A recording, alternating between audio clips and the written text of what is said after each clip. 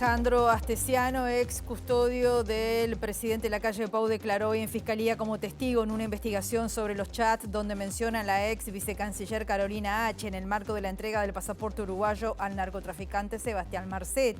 El abogado Ignacio Durán dijo que Astesiano explicó con claridad y dio detalles del contexto en que grabó el audio y agregó que no conocía a Carolina H. ni tampoco a Marcet. El fiscal de Delitos Económicos Alejandro Machado consideró necesario preguntarle por un audio que envió en 2022 al escribano Álvaro Fernández, en donde le dice que la entonces viceministra Carolina H. iba a comer en el caso narcotraficante.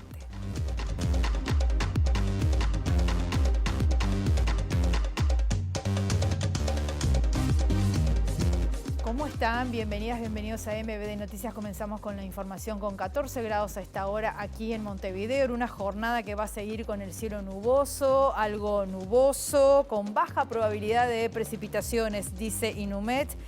Los vientos estarán soplando del sureste entre 10 a 30 kilómetros por hora. Estamos viendo las cámaras del Centro de Gestión de Movilidad de la Intendencia de Montevideo. En Pablo de María, entre 18 de julio y Colonia, hasta las 19:30 horas hay hormigonado. Francisco Araucho, entre Silvestre Blanco y Rivera, hasta las 5 de la tarde hay hormigonado también. Y en Soriano, entre Wilson Ferreira, Lunate y Herrera y Oves, hay saneamiento. En Guardia Oriental, desde Echeveste hasta Boulevard Artigas, también hay obras de saneamiento.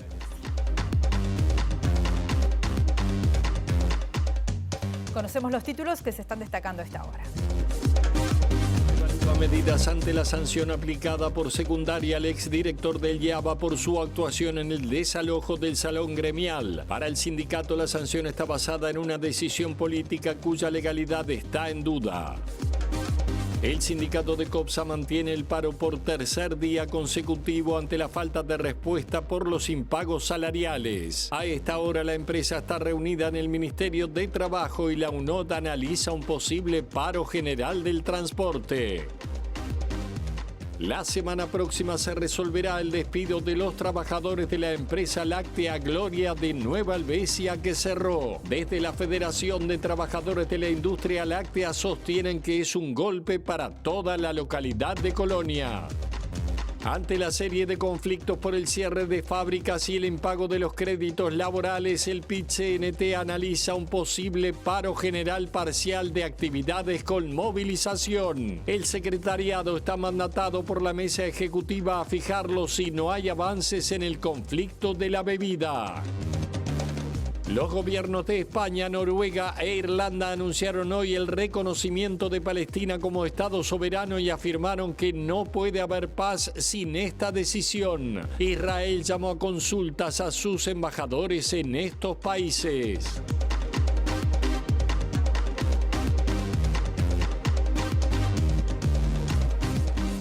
Comenzamos con información del ámbito laboral y sindical. En los primeros 5 meses del año cerraron 5 industrias en Uruguay, lo que encendió las alarmas del movimiento sindical en un proceso de desindustrialización que está golpeando especialmente el interior del país. Esto lo dijo a MBD Noticias el presidente de la Federación de Obreros y Empleados de la Bebida, Fernando Ferreira. El sector industrial ocupa unas 150.000 personas, lejos de las 164.000 que ocupaban en 2022, y desde el movimiento sindical están reclamando que el sector político incentive el desarrollo de la industria nacional y active los controles para las empresas multinacionales. Este año empezamos con Dique Sacos, los compañeros del Zunca, Balsas y Asociados, que son 400 compañeros que están en seguro de paro, o viendo si pueden ir porque la empresa había evadido todos los aportes patronales. Tenemos la situación de Fanasif, tenemos la situación de los compañeros en Nueva Helvecia de lo que era la planta Gloria, capitales peruanos. Y bueno, en mayo termina o culmina o empieza con lo que es la planta FNC Minas, que son 150 compañeros en el departamento de La Valleja. Cuando se va al interior del país es mucho peor la situación porque muchas veces es una de las pocas fuentes de trabajo que hay. La Valleja es uno de los departamentos con mayor índice de desocupación del país. Desde el movimiento sindical encendamos las alarmas de, bueno, cuál es la situación de la industria en general. ¿Por qué? Porque decimos que, bueno, cuando la industria sale, deja de haber una mano de obra calificada con un ingreso mejor del que tiene el común, digamos, de los trabajadores del país. Se sustituye mano de obra nacional por importación. Lo hemos identificado y que no va aislado, va de la mano a un proceso también de lo que nosotros le llamamos primarización de la industria, avance hacia los grandes commodities, el terminar exportando materias primas y no generar mayor valor agregado en el marco de nuestra industria, y que a la misma vez va de la mano de los procesos de concentración también. Para Ferreira hay algunos actores que deben incidir, como es el poder político. No dejar en manos extranjeras todas las empresas. Si uno mira las grandes empresas que hay en Uruguay, frigoríficos, lácteos, bebida y demás, son todas multinacionales. En la semana próxima se van a quedar sin trabajo 47 trabajadores de la planta industrial láctea Gloria de Nueva Albesia tras el cierre de sus actividades productivas, según habría confirmado el ministro de Trabajo, Mario Aristi. El despido, que se informó por WhatsApp, fue un golpe también duro para la localidad de Colonia, según el presidente de la Federación de Trabajadores de la Industria Láctea, Enrique Méndez, quien aclara que los trabajadores y trabajadoras no tuvieron nada que ver con esta decisión empresarial. No se retiran por pérdidas, ellos no presentan balances de pérdida. Estas empresas no llegan a diferentes lugares y nos presentan a los trabajadores balances de pérdida. Se retiran cuando les parece y entienden así que circunstancialmente los valores en términos de sus niveles de ganancia no son los que ellos quieren y quieren optimizarlos en otro lugar. Que muchas de estas empresas lleguen con promociones de inversiones, con ciertos beneficios, y luego tienen contratos muy cortos, periodos muy cortos vinculados a eso, hay un seguimiento que entendemos que no es el mejor el que se les da, no hay como un contralor sobre ese proceso que se va avanzando. Gloria trabajaba con base en la precarización porque no cumplía los laudos ni las condiciones de trabajo. Los trabajadores de Gloria no habían logrado conformar un sindicato. El propio ministro nos dijo que la semana siguiente se estaría resolviendo las liquidaciones hacia los trabajadores legales. Supongo yo que en ese entendido podrán así hacerlo. Nosotros dijimos que cualquier trabajador que quisiera acercarse a la federación está de puertas abiertas, aunque no estuvieran organizados en su momento. Y a todo esto el PIT-CNT no descarta convocar a un paro general parcial con movilización si así lo determina la Federación de la Bebida. En el marco de la movilización, tras el cierre de la planta de Fábricas Nacionales de Cerveza en Minas, el vicepresidente de la Central Obrera, José Lo López, dijo que hay que abrir todas las puertas para defender a las 150 fuentes de trabajo. El movimiento sindical ha prestado su solidaridad y está a la espera de que la Federación de Obreros de la Bebida determine si es necesario definir un paro general del PIT-CNT en apoyo a esta movilización. Todas las puertas están para abrirse. En principio esto lo está llevando, la negociación la está llevando los compañeros de la dirección de la Federación, y el PIT-CNT lo que va a estar esperando es lo que resuelva la Federación para abrir todas las puertas que se puedan abrir, inclusive la del propio presidente de la República. Preferiríamos que hubiera más velocidad a la hora de las soluciones, pero bueno, yo sé que son momentos difíciles, hay que estar muy atentos, hay que tener un poco de paciencia, pero en el medio, bueno, movilizarse como lo están haciendo hoy los trabajadores para defender estos puestos de trabajo. Eso demuestra lo que ha sido la política de este gobierno en base al sector del trabajo. Claramente acá hay una serie de situaciones que vienen de alguna manera generando que estos conflictos van tomando cada vez más vuelo. El profesor Leonardo Ruiz Díaz, director del IABA, fue sancionado por las autoridades de secundaria con 150 días de suspensión y pérdida de salario. La sanción está motivada en la actuación de Ruiz Díaz en el marco del desalojo del salón gremial de los estudiantes del liceo. El diario El Observador informó hoy que la División Jurídica de Secundaria había aconsejado que Ruiz Díaz recibiera una suspensión de 10 días, una pena 15 veces menor a la que se le aplicó finalmente. En diálogo con MBD Noticias, fuentes de FENAPES informaron que están analizando el expediente y van a consultar con abogados para definir las medidas a tomar, aunque adelantaron que van a presentar un recurso de revocación y jerárquico contra la decisión que consideran injusta y desmedida. Para FENAPES, la sanción está basada en una decisión política cuya legalidad está en duda. Se encuentran reunidas en el Ministerio de Trabajo y Seguridad Social autoridades de la Corte Electoral y de la Asociación de Funcionarios de este organismo para intentar destrabar un conflicto que, si sigue escalando, pondría en riesgo el plazo para el registro de listas para las internas del 30 de junio. En el centro de la negociación está la extensión horaria fijada por la Corte, considerada abusiva e innecesaria por el sindicato. Las medidas, en realidad, dependiendo de lo que salga hoy, se resolverá continuar con el plan de acción y bueno, o si no, que lo ideal sería resolver este conflicto y bueno, poder generar una asamblea para levantar el conflicto. ¿Las medidas atrasan el conteo de firmas, de plebiscitos y algunas preparaciones de cara a las internas? Sí, en realidad, en la medida de que se vayan acrecentando, si esto no se soluciona, van a afectar. Porque en realidad, por más extensión horaria que ponga, si nosotros acrecentamos lo que significa la medida, eso va a significar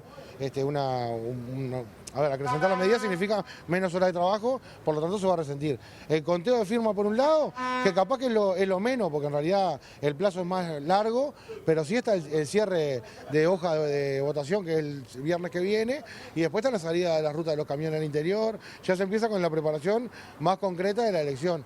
Y ahí, bueno, nosotros estamos con la potestad de la Asamblea para tomar las medidas necesarias. Trabajadores y trabajadoras de la empresa COPSA están paralizando sus actividades desde el lunes a la espera del pago de adeudos salariales desde marzo y que ascienden al 45% del salario. A esta hora están evaluando en reunión con el Ejecutivo de la Unión de Obreros y Trabajadores del Transporte si van a realizar un paro general justamente de todo el sector. Nosotros ahora tenemos marcamos de vuelta el paro 24 horas en función a que tuvimos una respuesta negativa por parte de las autoridades en el día de hoy, que no encontraron la solución y no habíamos tenido comunicación por parte de la empresa. Este miércoles a las 12:30 el sindicato tendrá una reunión con la Unión Nacional de Obreros y Trabajadores del Transporte para decidir si se realiza un paro general del transporte. Si no hay una respuesta clara y el pago total de los adeudos salariales que mantiene la empresa de este mes, y bueno, reafirmando que el mes siguiente no va a volver a ocurrir esto, se podrá tomar o no la medida. Esperamos que el Ministerio interceda, el Ministerio de Transporte. Hoy estuvimos con el director nacional y para que bueno, trate de tener un diálogo con la empresa y que la empresa pueda lograr hacer frente a sus adeudos. José Hernández, que es el coordinador del área metropolitana del Ministerio de Transporte, dijo a MBD Noticias que si bien hay preocupación por este conflicto de COPSA, se espera que en las próximas horas se llegue a una solución, ya que esta empresa cubre el 45% de los servicios. La verdad que estamos preocupados, más que nada lo que ocurrió el pasado lunes, ¿no? La verdad es una situación que a todos nos llamó de sorpresa. Faltó el servicio de la nada, estamos hablando de COPSA cubre 46% de los servicios. Indudablemente fue una medida sindical y bueno, tienen todo el derecho a hacerlo. Ahora en este caso hay un gran porcentaje de las unidades que están pasando igual, que están trabajando, más que nada los sesionistas. Y bueno, a nivel de los trabajadores pedimos que también se concrete pronto una solución. Viene en buen término, realmente ya hay en camino una solución, no definitiva, pero una solución que realmente era necesaria hace mucho tiempo atrás. Es una problemática que no viene de ahora, esto viene de muchos años, que se ha ido incrementando y bueno, esperemos que llegue a buen puerto. Y el Ministerio de Transporte va a poner en marcha un protocolo de actuación ante casos de abuso sexual y acoso en el transporte suburbano. Se dijo en las últimas horas que José Hernández, coordinador del área metropolitana de este ministerio, dijo que la mayoría de las víctimas no realizan la denuncia y que el sector suburbano es donde más se están registrando estas situaciones. Nunca hubo y no hay un protocolo de acción sobre cuando ocurre un caso sobre una unidad de transporte, más que nada el tema del acoso, ¿no? Esta iniciativa viene en base a una necesidad real, un tema que es latente el día a día y que bueno, creo que el Ministerio estaba en el debe en tal sentido. A partir de ahí fue que empezamos a trabajar. Denuncia en sí no es mucha la cantidad que nos llegan, sí en forma personal y lo vemos a nivel de redes en general. Creemos que realmente la mayoría de los casos no se denuncian o casi ninguno se denuncia y son situaciones realmente que son cotidianas, pero como por ese lado no se denuncia como te decía anteriormente. Empezamos a trabajar en el caso, ya tuvimos una reunión con Mónica Botero, la encargada del Instituto Nacional de Mujeres, la cual nos planteó y nos está sonando lo que es la parte jurídica de todo esto. Y bueno, también mantuvimos una reunión con las empresas, representantes de la empresa y trabajadores, en lo que respecta, en este caso, a los servicios suburbanos, que es donde se genera la mayor cantidad de problemática en tal sentido, ¿no? Aglomeraciones, son viajes más cortos, y bueno, allí se generan este tipo de casos, los cuales la idea es trabajar en forma común, generando un criterio en común entre todas las empresas para, bueno, dar a entender o sugerir a las víctimas qué hacer cuando ocurre un caso de tal estilo. Alejandro Astesiano, ex custodio del presidente de la calle de Pou, declaró hoy en Fiscalía como testigo en una investigación sobre los chats donde menciona a la ex vicecanciller Carolina H. en el marco de la entrega del pasaporte uruguayo al narcotraficante Sebastián Marcet. El abogado, Ignacio Durán, dijo que Astesiano explicó con claridad y dio detalles del contexto en que grabó ese audio y agregó que no conocía a Carolina H. ni a Marcet. Lo dejó bien claro que no tiene ningún indicio de nada, que no sabe nada, que nunca escuchó absolutamente nada, que no conoce a Carolina H., que no conoce a Marcet, porque este tema está vinculado obviamente a Marcet. Dio claro que en todos los viajes oficiales no hubo ninguna reunión en la agenda vinculada a este tema y nada, quedó como un hecho aislado que obviamente, repito, el fiscal debe investigar y debe ser incisivo, pero creemos que con la audiencia de hoy quedó todo más que aclarado. Hacemos una pausa muy breve y volvemos enseguida.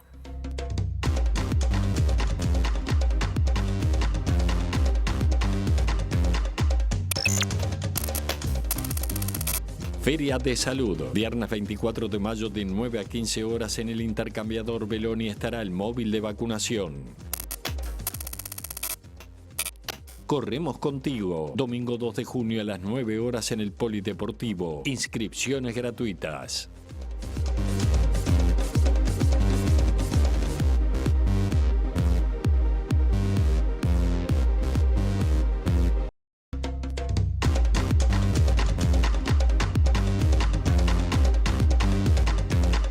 Seguimos en MBD Noticias con toda la información y 14 grados a esta hora aquí en Montevideo. La empresa Equipos Consultores divulgó su nueva encuesta sobre intención de voto de los uruguayos y uruguayas con preferencias partidarias que muestran un escenario equilibrado. Un 43% de las personas consultadas contestaron que su simpatía política es por el Frente Amplio, un 29% por el Partido Nacional, 7% Partido Colorado y otro 3% por Cabildo Abierto, 2% por otros partidos. En blanco o anulado respondieron, un 4% respondió y hay 12% de indecisos según la consultora. Se consultaron 700 personas de forma presencial y otras 700 telefónicamente. La encuesta fue realizada entre el 11 y el 28 de abril del 2024.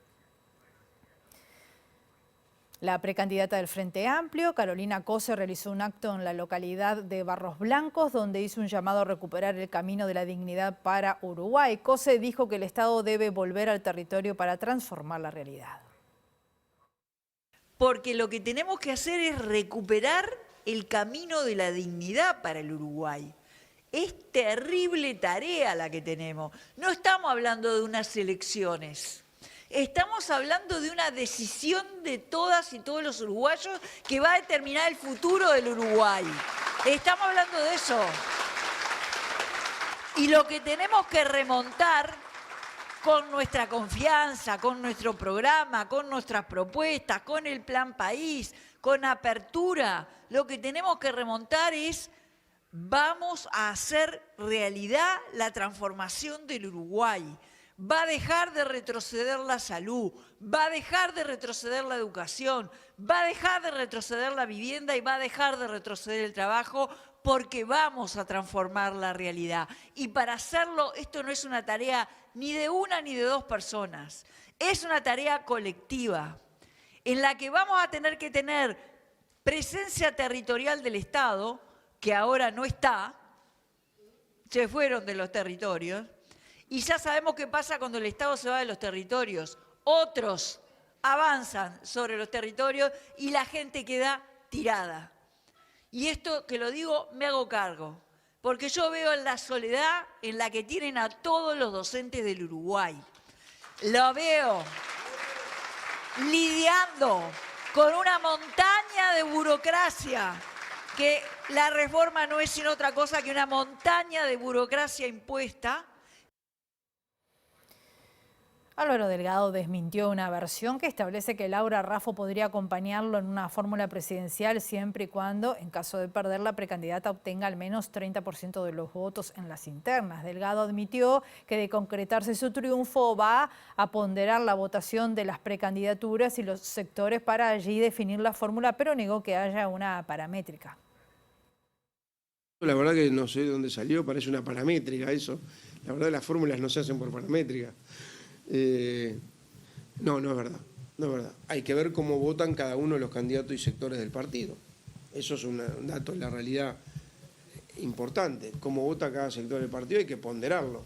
En el 2019 fueron otra la lógica, en el 2014 fue otra la lógica, se abroquelaban los dos sectores. En el 2019, Luis Lacalle Pou eligió a alguien que no estuvo en ninguno de la competencia interna, eligió a la presidenta del directorio, Beatriz Argimón, porque tenía margen que le daba el caudal de votos y la ponderación de cómo lo habían votado él, con una diferencia como para tomar esa decisión, pero acordada con los demás sectores, que es muy importante porque la segunda variable, además de la ponderación, es que tenga que abroquelar a todo el partido que se sienta parte del proceso de decisión. La precandidata nacionalista Laura Raffo se diferenció de Álvaro Delgado aludiendo a que no está para hablar de fórmulas y en cambio dijo que se está centrando en lo que la ciudadanía necesita. De todas maneras aseguró que tras las elecciones internas le deben dar a su electorado una fórmula que exprese la unión de su partido. Vivimos la política de una manera diferente, no hablamos de fórmulas, de porcentajes, nosotros hablamos de la gente. De los problemas que tiene la gente, de cómo solucionarlos y de cómo lograr que cada uruguayo sea lo que quiere ser, haga lo que quiere hacer, cumpla sus sueños, desarrolle todo su potencial.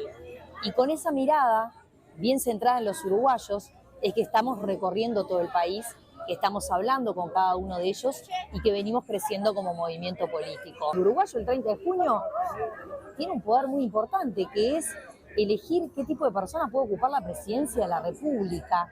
Y ese poder está en todos nosotros. Entonces, después de que los uruguayos ejerzan el poder del voto, nosotros con mucha humildad tenemos que ver lo que los uruguayos dijeron, lo que los electores blancos dijeron y, por supuesto, darle a todos nuestros electores una fórmula de unión de todo el partido que nos ayude a generar un segundo gobierno de coalición y a cumplir todos estos proyectos y esta mirada de un Uruguay al futuro que tenemos nosotros.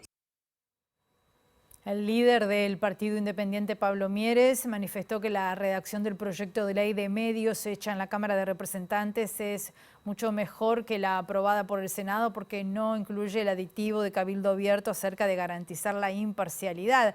Tildó a ese agregado de autoritario y no definió cuál será la postura de su partido cuando el asunto vuelva a la Cámara Baja, que el martes próximo va a tener que aprobarlo tal cual está o rechazarlo. Y lo que se iba a cambiar, o mejor dicho, lo que se cambió en diputados el año pasado o el otro, iba en la dirección correcta. El problema es que en el Senado, a las corridas, se agregó ese artículo que nosotros rechazábamos categóricamente porque es un artículo que afecta la libertad de expresión y la libertad de prensa. Es un artículo realmente de corte autoritario desde nuestro punto de vista. Ahora, ¿qué vamos a hacer el martes? Porque el problema que tenemos reglamentario es que el Parlamento, la tercera Cámara tiene que votar el rechazo o la aprobación. Bueno, es un tema que tenemos que evaluar, faltan unos días todavía. ¿Tiene una postura personal? El problema es que si no se vota esta ley, nos queda la pésima ley que está existente. Y bueno, entonces capaz que el tema es qué pasa con ese artículo luego. Y bueno, ojalá de alguna manera ese artículo desaparezca, porque es un artículo totalmente negativo. Nosotros no estamos en el Senado, lamentablemente, y bueno, ahora nos toca en diputados marcar la diferencia y probablemente el saldo es hay que cambiar la ley, pero ese artículo hay que buscar la manera de que desaparezca.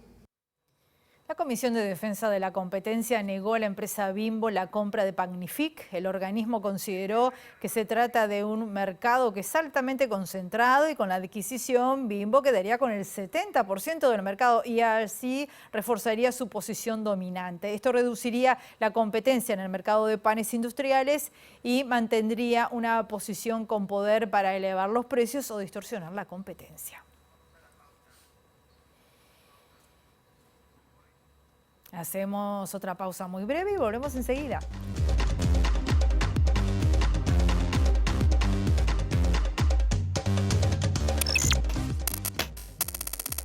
Cine en el Oeste presenta Ausencia de mí, jueves 23 de mayo a las 20 horas en el Centro Cultural Florencio Sánchez. Gira Barrial, la Banda Sinfónica de Montevideo presenta Maestro, la música de Leonard Bernstein. Jueves 23 de mayo, 20 horas en el Centro Pontevedrés.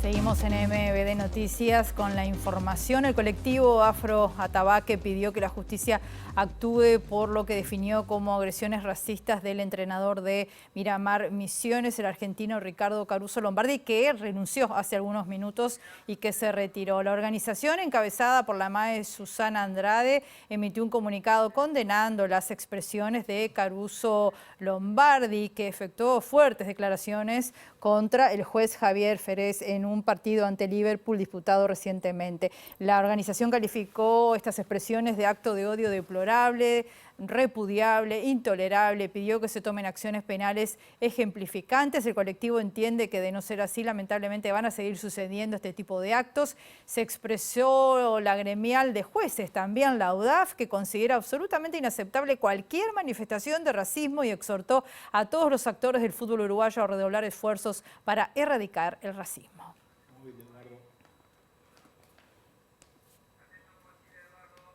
Muy bien, recibimos ahora a nuestro periodista Eduardo Delgado, que tiene una invitación muy interesante para hacerles a todos ustedes. Eduardo, ¿cómo estás? Bienvenido, buen mediodía. Hola Rosina, un gusto saludarte, así es. Estoy con Luciano Superviel, bueno, músico, compositor, DJ, que viene con un nuevo disco que desde el viernes estará en plataformas digitales, en junio estará en vinilo también y lo presentará el 12 de junio en el Teatro Solís. Es un disco muy particular, se llama Montevideano y tiene nada menos que la compañía de la Orquesta Filarmónica de Montevideo. Luciano, bueno, contanos un poco, me imagino que habrá sido muy especial grabar con una filarmónica con este título, cuando además están celebrando los 300 años de la ciudad. Exactamente. Bueno, nada, yo recopado. Es una invitación que me hace Martín García, con esa, digamos, política que tiene la Orquesta Filarmónica de abrirse a la música popular. Yo vengo de la música popular, a pesar de que tengo contacto con la música clásica. Y bueno, nada, principalmente el disco lo que tiene es la parte de la música que hice para el Ballet de la Tregua, que es música orquestal. Entonces, digamos, para mí el interés de este disco está en eso, es que es música que viene de lo popular, que tiene las influencias de lo electrónico, pero es una música orquestal al fin y al cabo. Entonces, bueno, nada, y tocar con la Filarmónica es hermoso, ¿no? O sea, para mí es como una experiencia muy, que me enseña mucho por un lado, pero por otro lado la disfruto a montón. Y justamente, ya hay un adelanto que es una de las piezas que hiciste para la Tregua, con el Ballet del Sodre. Recordaba, bueno, que empezaste con Plátano Macho, con hip hop, seguís con otros proyectos que es, por ejemplo, tocar con Pedro Dalto, con Juan Casanova.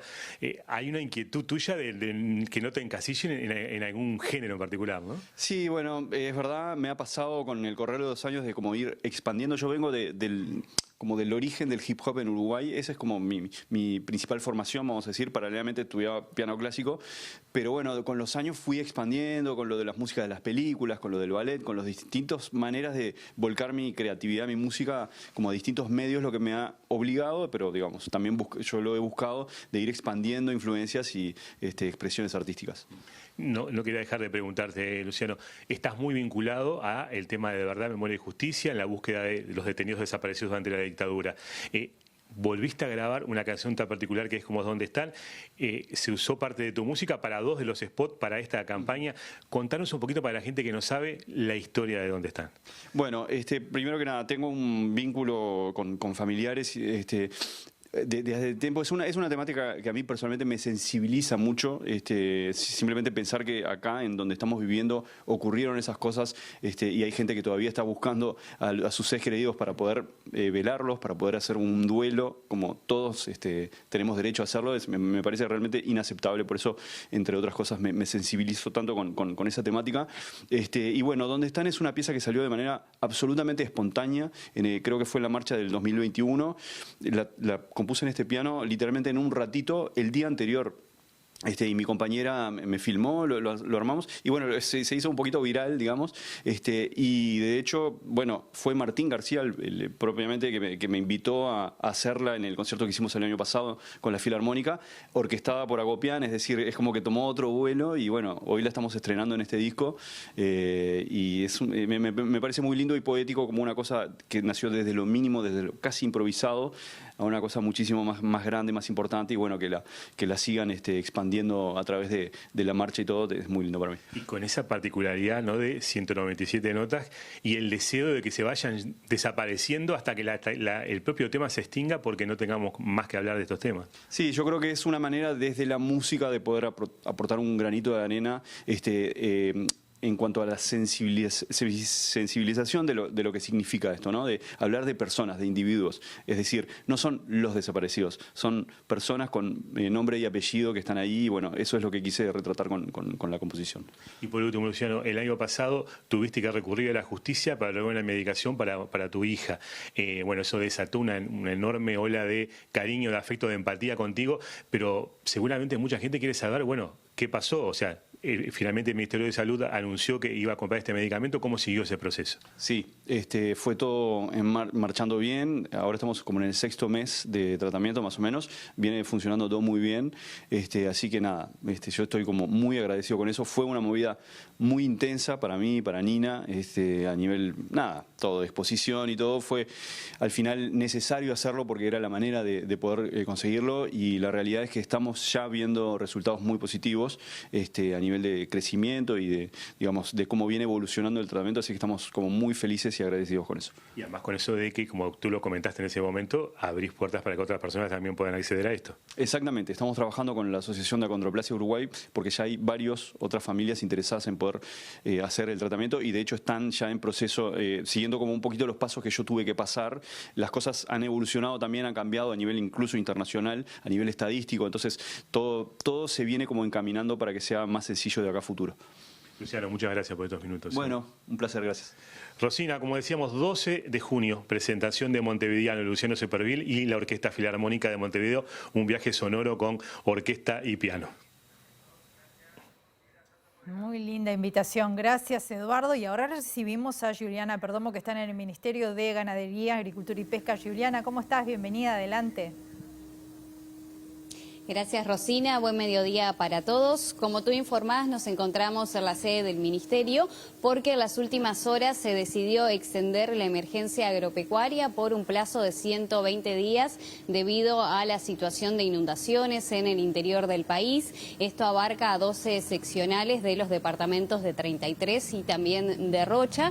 Y el beneficio abarca además a los sectores ganadero, también agrícola y parte del lechero. Según informaba el ministro Fernando Matos hace minutos en rueda de prensa, ya es la 5ª emergencia agropecuaria que se tiene que declarar por distintas situaciones, tanto de inundaciones como de sequía en lo que va de este gobierno, y la misma tuvo que sufrir 18 postergaciones de su plazo. Matos también informó que si bien se están evaluando las pérdidas económicas, dijo que los departamentos núcleos del interior del país, como Soriano, también Paysandú y Colonia, están teniendo buena cosecha y de calidad, y también se refirió a las pérdidas que han tenido que sufrir los distintos productores, como así también el dinero que ha tenido que destinar el Ministerio desde que va este gobierno y a propósito el año pasado ante la declaración de las distintas emergencias.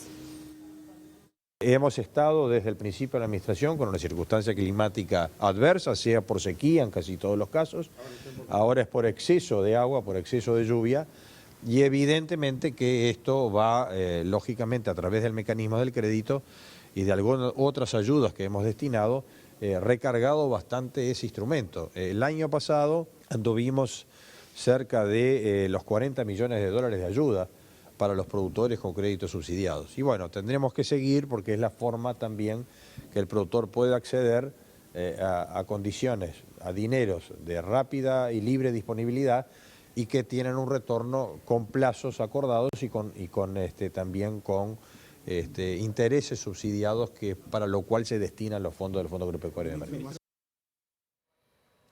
Y hablando del tiempo y lluvias, Inumet emitió un aviso especial por mal tiempo para los próximos días. Anunció nuevas lluvias para la zona norte del país y bajas temperaturas desde el viernes para gran parte del territorio nacional.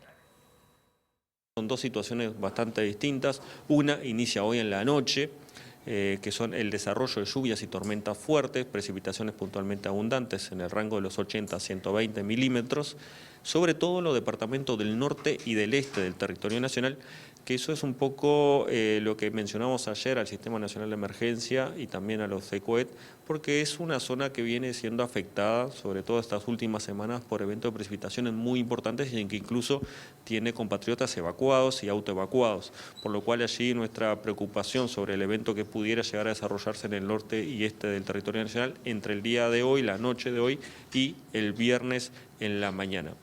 Posteriormente, después de este evento, lo que prevemos es el mismo día, del mismo viernes hasta el martes 28 de mayo, incluso estamos analizando la posibilidad que se extienda hasta el miércoles 29 de mayo, es una irrupción de aire muy frío, es decir, la tercera irrupción del mes de mayo, y esta va a ser la más intensa de las tres, donde prevemos mínimas en el interior del país entre -2 y 2 grados, y máximas que van a oscilar entre los 9 y los 13 grados. Estas temperaturas se van a ir actualizando a medida que vamos avanzando en el día.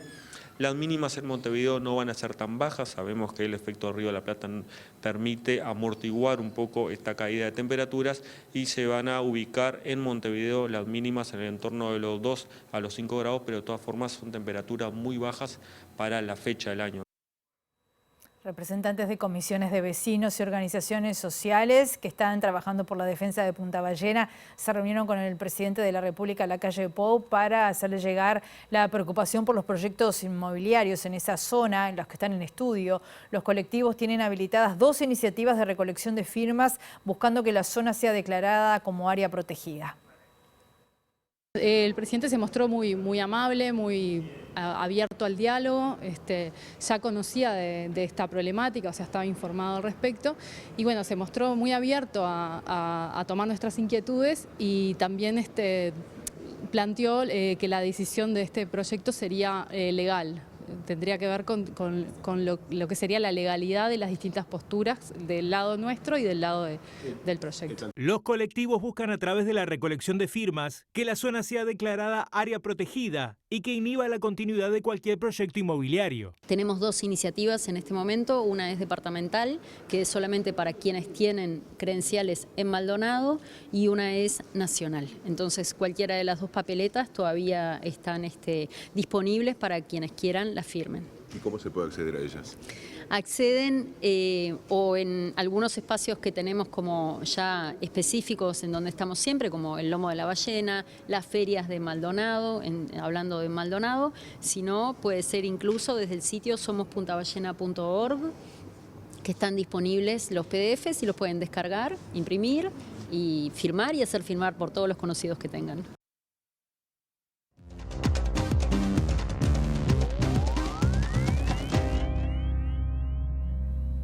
España, Noruega e Irlanda anunciaron el reconocimiento de Palestina como Estado soberano, afirmando que no puede haber paz sin esta decisión ante las críticas de Israel, que llamó a consultas a los embajadores de esos países. En su argumentación ante el Congreso español, el presidente Pedro Sánchez afirmó que Benjamín Netanyahu sigue haciendo oídos sordos a los llamados a la paz, bombardeando hospitales, escuelas y castigando con hambre, frío y terror a más de 1 millón de niños y niñas inocentes, y que no tiene un proyecto de paz para Palestina, poniendo la solución de los 2 estados en serio peligro de ser viable y que España está obligada a actuar. Mientras tanto, el gobierno de Noruega también anunció el reconocimiento de Palestina al afirmar que no puede haber paz sin esta decisión, al tiempo que el primer ministro irlandés Simon Harris aseveró que se trata de un día importante e histórico, y en este sentido destacó un apoyo inequívoco a la solución de 2 estados que, según él, es la única vía creíble para alcanzar la paz entre Israel y Palestina. En respuesta, Tel Aviv llamó a consultas a sus embajadores en Irlanda y Noruega, mientras que el ministro de Asuntos Exteriores israelí, Israel Katz, dijo estar enviando un mensaje claro e inequívoco a Irlanda y Noruega de que Israel no permanecerá en silencio frente a quienes socavan su soberanía y ponen en peligro su seguridad. Según la agencia de noticias palestina Wafa, la autoridad nacional recibió con satisfacción el anuncio y su presidencia valoró altamente la contribución a la consagración del derecho del pueblo palestino a la autodeterminación de su tierra y en la adopción de medidas reales para apoyar la aplicación de la solución de 2 estados. El jefe del gobierno, Pedro Sánchez, del gobierno español, ha considerado hoy que la retirada de la embajadora española en Argentina es proporcional a los ataques recibidos por parte del presidente del país, de Argentina, Javier Milei, y al hecho de que se haya ratificado en sus insultos y no haya rectificado. En el Congreso español, Sánchez contestó las críticas del líder opositor Feijóo por la retirada de la embajadora española en Argentina. Y es cierto que entre gobiernos pues los afectos son libres, lo son. Evidentemente este gobierno nada tiene que ver con el gobierno de Milei en Argentina. Los afectos son libres entre gobiernos, pero el respeto no. El respeto es irrenunciable. Por encima de las ideologías, señorías del Partido Popular, señor Feijóo y señora Abascal, por encima de las ideologías está la educación y el patriotismo. El patriotismo. Hombre, esta protesta formal va ligada a la proporcionalidad. En este sentido, bueno, pues el ataque desde la capital del propio país anfitrión, es decir, Madrid, contra las instituciones públicas españolas, hecha, en este caso, por el presidente Milei, pues después de haber medios del Estado español que hemos puesto a su disposición, el aeropuerto de Torrejón, la seguridad pública, cuando sabemos que era un viaje privado, pues no tienen precedente en la historia reciente ni cabida en las prácticas democráticas entre gobiernos. Por eso pues, se efectúa una primera llamada a consultas de nuestra embajadora el pasado domingo 19 y una vez más, pues lo que ha ocurrido por primera vez en la historia, tras su ataque contra España y su ejercicio de calumnias, pues Javier Milei, lejos de rectificar, se ratifica en el insulto y en el ataque.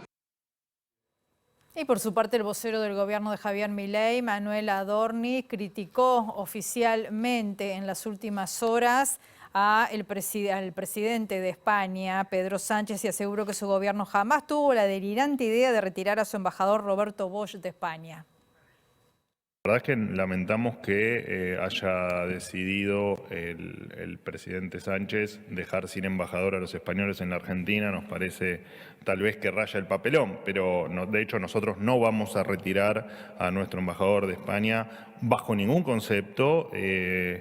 Y porque, te repito, entendemos que la relación entre los pueblos está muy por encima del debate de ideas, el intercambio de conceptos o las diferencias que puedan tener 2 personas, incluso ambas ostentando el cargo de presidente, así que en cada uno de sus países.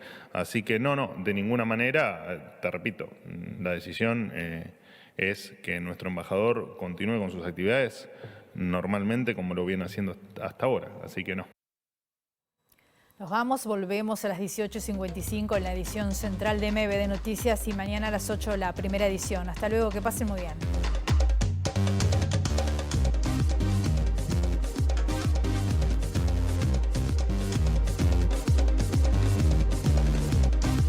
FENAPES evalúa medidas ante la sanción aplicada por secundaria al exdirector del IABA por su actuación en el desalojo del salón gremial. Para el sindicato, la sanción está basada en una decisión política cuya legalidad está en duda. El sindicato de COPSA mantiene el paro por tercer día consecutivo ante la falta de respuesta por los impagos salariales. A esta hora la empresa está reunida en el Ministerio de Trabajo y la UNOT analiza un posible paro general del transporte. La semana próxima se resolverá el despido de los trabajadores de la empresa láctea Gloria de Nueva Helvecia que cerró. Desde la Federación de Trabajadores de la Industria Láctea sostienen que es un golpe para toda la localidad de Colonia. Ante la serie de conflictos por el cierre de fábricas y el impago de los créditos laborales, el PIT-CNT analiza un posible paro general parcial de actividades con movilización. El secretariado está mandatado por la mesa ejecutiva a fijarlo si no hay avances en el conflicto de la bebida. Los gobiernos de España, Noruega e Irlanda anunciaron hoy el reconocimiento de Palestina como Estado soberano y afirmaron que no puede haber paz sin esta decisión. Israel llamó a consultas a sus embajadores en estos países.